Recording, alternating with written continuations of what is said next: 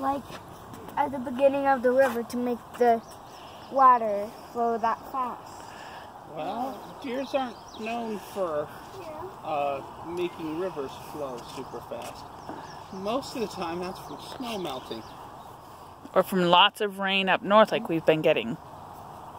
Oh, I can see the itchy. Oh, it's because of sweat. Right over there, huh? I think we still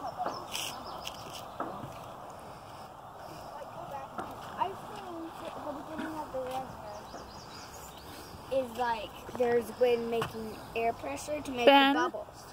Stay back. I see the bubbles. And to make them go fast.